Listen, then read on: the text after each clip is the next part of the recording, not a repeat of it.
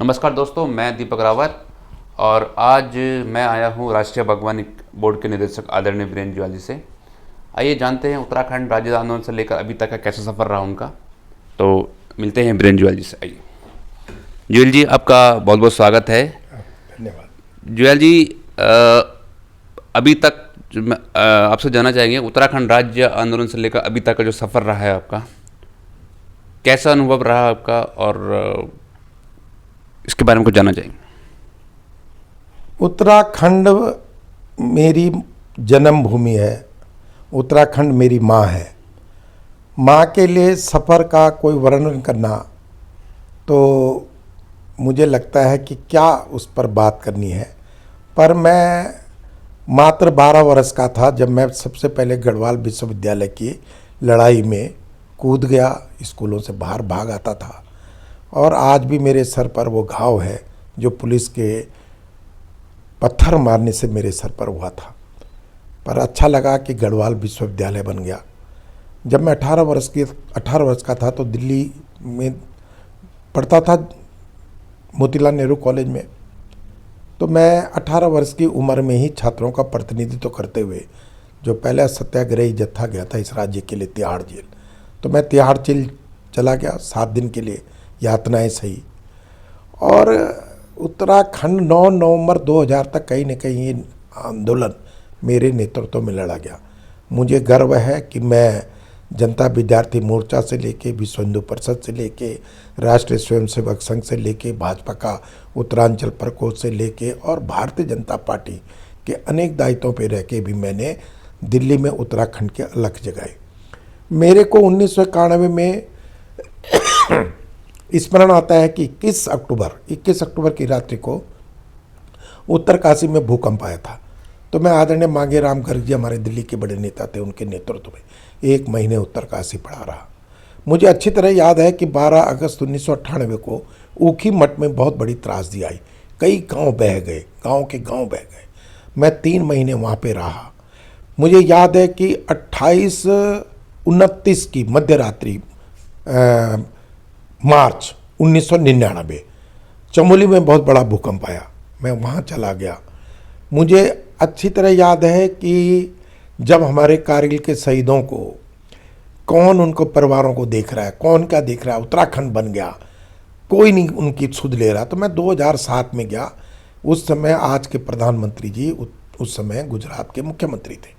उनसे आशीर्वाद लेके मैंने कहा कि मुझे पूरे सभी के परिवारजनों को देखना है जो उत्तराखंड राज्य में शहीद हुए। और शायद यह में सभी दलों में या कोई भी शायद ही कोई ऐसा व्यक्ति होगा जो उन सबके परिवारों में उनको देखने गया होगा। सभी के परिवारों में कह रहा हूँ। मैंने 2250 किलोमीटर की उत्तराखंड की यात्रा की। मैंने कारगिल का इतना बड़ा युद्ध हुआ, भारत को विजय प्राप्त हुई। उस समय आदरणीय अटल जी प्रधानमंत्री थे। 526 जांबाज शहीद हो गए, उसमें वीर गति को प्राप्त हुए, जिसमें 117 मेरे उत्तराखंड के थे। मुझे था कि ये युवा 18 साल 20 साल के युवा कारगिल में शहीद हो गए भारत माता के लिए। तो मैंने उन पर एक किताब उत्तरांचल के अमर सपूत ऑपरेशन विजय 1999 प्रकाशित की, ताकि हम लोग उनको भूल ना जाए।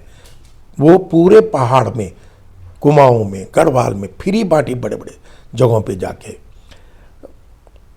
क्या बताऊं उत्तराखंड के लिए क्या क्या क्या नहीं किया। अब तो विस्मृति भी ज़्यादा होने लग गई है, पर लगता है ये मैं प्रसन्न हूँ कि मैंने अपनी माँ के लिए किया। ये कोई एहसान नहीं किया मैंने, पर फिर भी मुझे गर्व है कि मैंने अपनी माँ के लिए बहुत कुछ किया, बहुत कुछ। जितना एक बेटा कर सकता है, मैंने भी अपना दायित्व पूरा निभाया। जुयाल जी, हमने 2007 का भी सफ़र देखा आपका, 2019 का भी सफ़र देखा और अब 2023 का भी सफ़र देखा। तो क्या कमियां रही और क्या अंतर रहा जो अभी तक हम ये कह सकते हैं कि आपको जो गढ़वाल की आपकी एक सेवा करने की जो इच्छा है उससे आपको वंचित रहना पड़ा? देखिए, एक समय ऐसा था भारतीय जनता पार्टी में जब वीरेंद्र जुयाल का मतलब उत्तराखंड होता था और उत्तराखंड का नाम आता था तो वीरेंद्र जुयाल होता था। ये मेरे मुख के शब्द नहीं, औरों के मुख से शब्द है। ये एक समय ऐसा होता था कि देश के बड़े बड़े नेता मुझे उत्तराखंड का नरेश कह के पुकारते थे। क्योंकि मैंने उत्तराखंड की जो लड़ाई लड़ी है शायद ही किसी ने लड़ी हो। मुझे यहाँ तक हमारे राष्ट्र अध्यक्षों के द्वारा कहा गया कि ज़्यादा उत्तराखंड मत कीजिए, ज़्यादा उत्तराखंड मत कीजिए, नुकसान करेगा। पर मैंने कहा उत्तराखंड मेरी माँ है। मैं इतना ही कह सकता हूँ कि मैं माँ की सेवा के योग्य नहीं होऊंगा, इसलिए शायद स्वीकार नहीं हूँ। जी जुएल जी, आगे की रणनीति के लिए क्या कहेंगे आप? आगे क्या तैयारी है और क्या रणनीति रहेगी आगे आपकी? मेरे आदरणीय प्रधानमंत्री श्री नरेंद्र मोदी जी ने मुझे राष्ट्रीय बागवानी बोर्ड में एक दायित्व दिया है।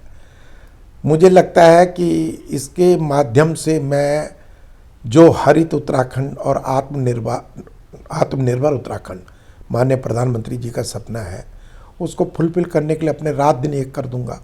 मैंने अभी भी 7 जिलों में जाके 34-36 जगहों पे अपनी बैठकें की है, किसान संगोष्ठियाँ की है, रूबरू हो रहा हूँ, घाटी घाटी जा रहा हूँ, नीचे गधेरों तक अपने जहाँ जहाँ बगीचे वहाँ जा रहा हूँ। पर एक अपील जरूर करता हूँ उत्तराखंड वासियों से कि उत्तराखंड वासियों को कार्यकर्ताओं के और नेताओं की पहचान नहीं है और अपना स्वाभिमान भी नहीं है। जगाओ अपना स्वाभिमान। हिमाचल की हम बात करते हैं, हिमाचल को विकसित करने वाले केवल हिमाचली हैं और उत्तराखंड को विकसित करना केवल व्हाट्सएप यूनिवर्सिटी में है। इसलिए काम आइए, उत्तराखंड आ जाओ और अपने अपने घरों में अपने अपने बंजर खेतों को चलता करो। खाली व्हाट्सएप यूनिवर्सिटी से कुछ नहीं होगा, उत्तराखंड का भला नहीं हो सकता। जुएल जी, एक क्वेश्चन और है। लोकसभा चुनाव नज़दीक हैं और जैसे कि एक प्रबल दावेदार के आपको देख रहे थे बॉडी के लिए, तो थोड़ा बहुत दुख होगा आपको? मुझे कोई दुख नहीं है, किसी प्रकार की शिकवा गिलवा नहीं है। मुझे एक ही बात का दुख होता है अपनी पार्टी की ओर देख के कि आज तो हम माननीय प्रधानमंत्री जी के नेतृत्व में, उनके नाम पे हम वोट ले रहे हैं, उनके काम पर हम वोट ले रहे हैं, परंतु किसी न किसी की जवाबदेही इस चीज़ के लिए फिक्स होनी चाहिए कि अगर पार्टी में किसी को लिया जा रहा है, वो भाग जा रहा है, किसी को लिया जा रहा है, उसकी कोई क्रेडिबिलिटी नहीं है, तो अगर कल पार्टी को नुकसान होता है तो उसकी जवाबदेही किसकी होगी? ये मेरा विनीति अपनी पार्टी से जरूर रहेगी। क्योंकि 2007 में जब मैं पार्टी नेतृत्व से ही बात करके उत्तराखंड के लिए गया तो मेरे उत्तराखंड का नेतृत्व सारा एकजुट होकर टीपीएस रावत को पार्टी में ले आए। टीपीएस रावत जी उस समय कांग्रेस के मिनिस्टर थे, कांग्रेस की सरकार थी। TPS Rawat ji lieutenant general retired थे। न मैं लेफ्टिनेंट जनरल था, न मैं कहीं मिनिस्टर था। मैं था तो केवल एक समर्पित कार्यकर्ता था, और एक समर्पित कार्यकर्ता की केवल इसलिए बलि दे दी गई कि वो पहाड़ को बहुत प्यार करता है। 2019 में एक नाम चला जो कहीं पार्टी का नहीं था। मैंने फिर अपने नेतृत्व से बात की, ऐसा नहीं है, प्रभारी से बात की, राष्ट्रीय महामंत्री से बात की, बड़े नेताओं से बात की, उत्तराखंड में बात की, पर फिर 38,000 के भ्रमण के बाद भी मुझे जो है पीछे हो जाना पड़ा। और पार्टी का आदेश में फिर तुरंत उत्तराखंड में तीरथ जी के लिए गया।